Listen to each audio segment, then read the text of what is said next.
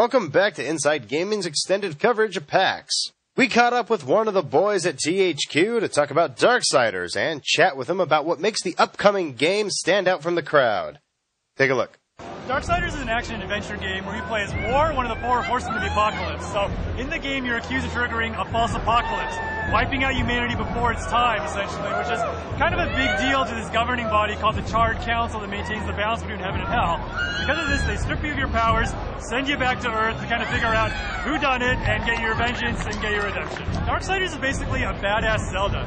So it's an action-adventure game where it takes that familiar hub and dungeon structure and updates it with the sensibilities of a modern action game. So you're going to get the great combat system, you're going to get a mature storyline, and a comic book art style by the famous comic book artist Joe Madureira, who worked on X-Men, he worked on his own comic Battle Chasers, so you're going to see top-tier graphics, top-tier combat, great story, and of course the Horse Ruin. So you got a lot of different weapons, you got your main sword, Chaos Eater, that'll level up, you can buy new combos for it, as well as a Tremor Gauntlet.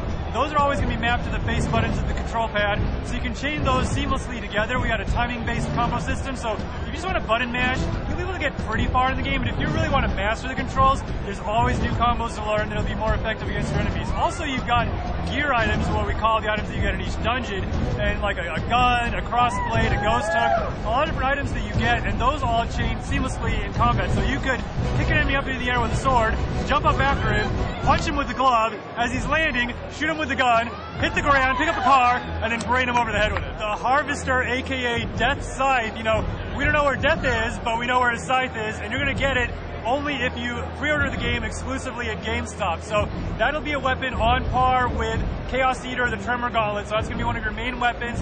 Levels up, has new combos you can buy for it. So it's a really cool weapon, and I hope you pre-order the game to get it. You will get the game January 5th. It's going to be the first big hit of the year. Bring your gift cards, bring your games to trade in.